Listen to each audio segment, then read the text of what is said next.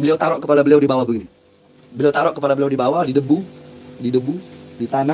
Setelah itu farafa'a, beliau angkat kepala beliau. Farafa'a ra'sahu wa qala. Beliau angkat kepalanya dan berkata, syarifun jahilun, habib bodoh itu masih lebih utama daripada orang yang berilmu. Itu jawaban beliau. Syekh Abil Hasan As-Sindi, bukan anak yang ngomong. Assalamualaikum warahmatullahi wabarakatuh. Alhamdulillah teman-teman bertemu lagi di channel Nasirus Sunnah. Baik teman-teman, itu dia potongan video dari Habib Bahar bin Smith ketika menjelaskan lebih utama mana, yaitu habaib atau keturunan Nabi dibandingkan dengan orang berilmu. Kemudian Habib Bahar menjawab, yaitu lebih utama habaib atau keturunan Nabi meskipun dia bodoh, meskipun dia jahil dibandingkan dengan orang berilmu. Nah teman-teman, jawaban Habib Bahar ini didasarkan dengan sebuah perkataan seorang ulama.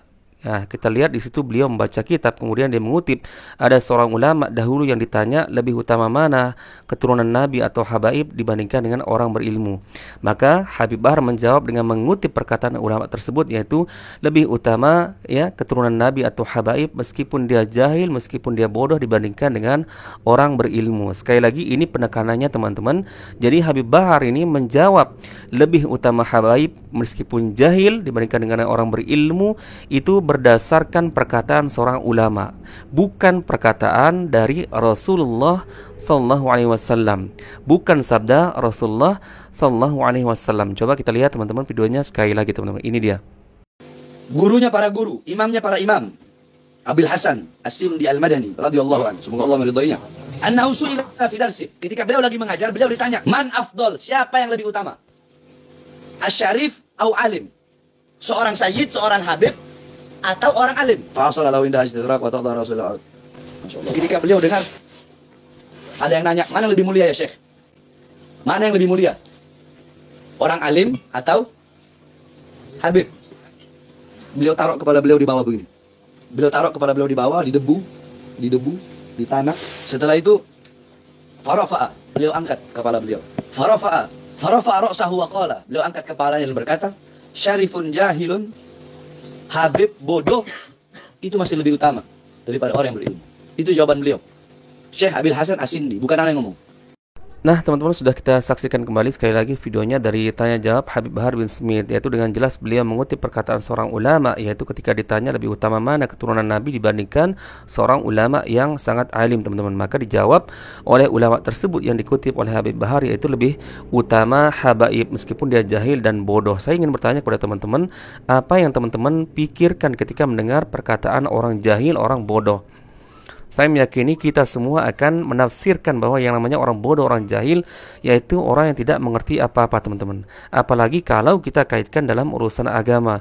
Kira-kira apa yang bisa dia berikan hikmah atau pelajaran terutama dalam urusan agama kepada kita teman-teman, yaitu orang bodoh tersebut meskipun dia keturunan Nabi teman-teman. Tentu yang namanya orang bodoh adalah lebih dekat kepada perbuatan-perbuatan yang menyimpang, dekat dengan perbuatan-perbuatan dosa, karena orang bodoh tentu tidak akan mengetahui namanya hukum halal haram teman-teman, apalagi kalau kita kaitkan dalam urusan agama teman-teman. Maka saya meragukan perkataan atau jawaban dari Habib Bahar tersebut ya, karena dia mengutip perkataan seorang ulama, bukan mengutip dari sabda Rasulullah sallallahu alaihi wasallam yang sesungguhnya beliaulah yang memiliki keturunan. Yang pantas menyebutkan hadis tersebut atau perkataan tersebut adalah sebenarnya Rasulullah, akan tetapi ini belum pernah kita dengar dari Rasulullah. Ternyata yang dikutip oleh Habib Bahar bin Smith adalah perkataan seorang ulama teman-teman, dan ini tidak bisa kita terima sebelum kita tahu rujukan ulama yang menjawab tersebut, hadisnya dari mana, hadisnya sahih atau tidak, apakah ada Rasulullah mengatakan ya sabda seperti perkataan ulama tersebut. Nah teman-teman, dan ada satu video lagi di sini, ada seorang ya dai ya yang penampilannya kurang lebih sama dengan Habib Bahar bin Smith, yaitu namanya Ghani Al-Ghifari. Beliau juga di sini teman-teman menjawab, dan bahkan di videonya sekilas beliau menyebutkan Habib Bahar bin Smith teman-teman. Ada yang mengatakan ini muridnya Habib Bahar bin Smith. Dia juga menjawab di situ dalam videonya bahwa lebih utama seorang habaib meskipun dia bodoh, meskipun dia jahil dibandingkan dengan 70 kiai, 70 ustadz, 70 ulama misalkan, sama saja. Nah, kalau kita kaitkan persis apa yang dijelaskan oleh Habib Bahar bin Smith ini dengan Ghani Al-Ghifari. Coba kita lihat teman-teman, ini dia videonya. Nabi. Waktu saya masih di Habib Bahar sering bilang, belajar sama satu Habib sama ukurannya belajar dengan 70 kiai. Betul nggak, Habib? Satu Habib, walaupun Habibnya jahlun, maksudnya bodoh, kata Habib Bahar, itu ukurannya perbandingannya amat 70 kiai yang alim. Itu ukurannya perbandingannya amat 70 kiai yang alim.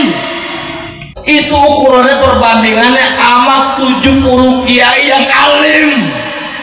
Baik teman-teman, itu dia dua video yang sudah kita saksikan, yaitu yang pertama tadi dari Habib Bahar bin Smith, kemudian kita kaitkan dengan video dari Ghani Al-Ghifari, di mana sebagian orang mengatakan ini adalah muridnya Habib Bahar, persis seperti apa yang dikatakan oleh Habib Bahar bin Smith. Namun di video Ghani Al-Ghifari ini dia dengan jelas menyebutkan lebih utama, yaitu satu habaib meskipun dia bodoh dibandingkan dengan 70 kiai.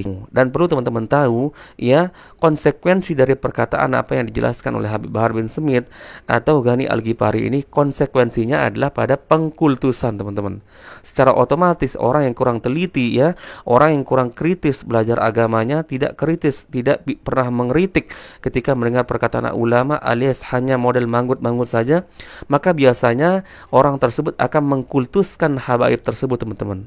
Pasti dalam hatinya beranggapan, tuh, apa yang dijelaskan oleh Habib Bahar tersebut ternyata lebih utama para habaib meskipun jahil dibandingkan dengan orang berilmu. Dan ini efeknya, teman-teman, banyak kaum muslimin yang akan meninggalkan orang-orang alim, orang-orang yang asli berilmu, dan dia akan lebih mengutamakan orang-orang bodoh, orang-orang jahil yang kadang disebut sebagai habaib atau sebagai wali. Dan terbukti kita melihat banyak di video di YouTube, silahkan teman-teman cari, banyak orang yang mengkultuskan katanya ini seorang wali, ini katanya wali mazdub atau apalah sebutannya semisal dengan itu, teman-teman.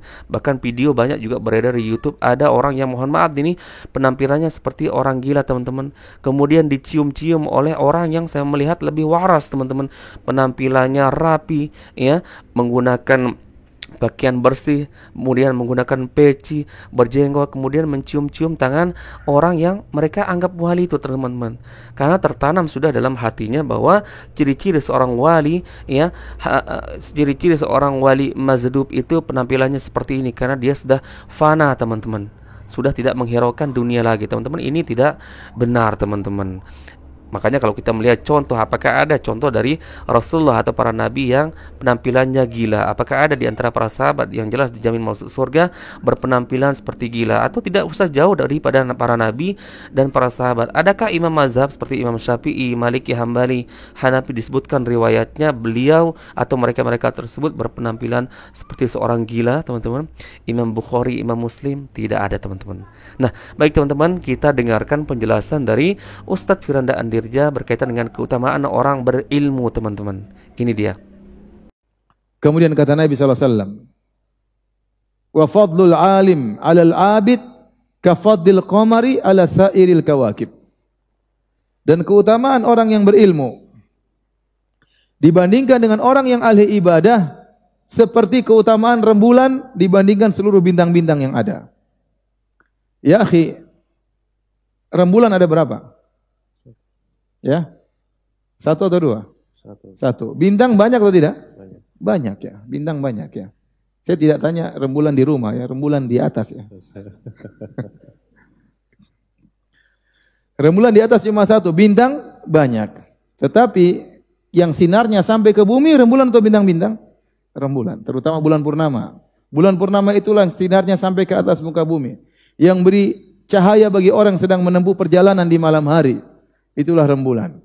Maka kata Nabi, keutamaan orang yang alim dibandingkan dengan orang ahli ibadah seperti bulan dibandingkan dengan bintang-bintang. Bintang mungkin jumlahnya jutaan. Maka saya katakan, satu orang alim, tapi dia benar-benar alim, itu lebih baik daripada ribuan ahli ibadah.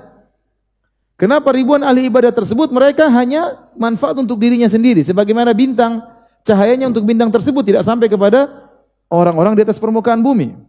Banyak orang alim, banyak orang ahli ibadah, ya. Dia rajin umroh, rajin haji, rajin zikir, rajin baca Quran, tapi dia bukan orang alim. Yang bisa memberi penerangan kepada masyarakat orang alim, yang bisa memberikan peringatan kepada masyarakat orang alim. Oleh karena Nabi mengatakan keutamaan orang alim dibandingkan ahli ibadah. Ahli ibadah ini rajin sholat, rajin puasa, rajin macam-macam. Seperti keutamaan rembulan dibandingkan dengan bintang-bintang. Bintang-bintang yang begitu banyak, cahayanya tidak sampai ke bumi. Maka seorang alim benar-benar diagungkan oleh Nabi sallallahu alaihi wasallam.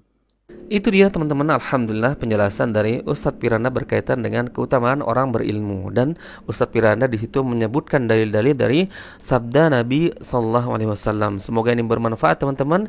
Insyaallah ini menjadi pencerahan bagi kita dan menjadi sekaligus perbandingan dari video yang pertama dan yang kedua tadi. Kita bandingkan dengan penjelasan Ustadz Piranda teman-teman. Barakallahu fikum, semoga ini bermanfaat.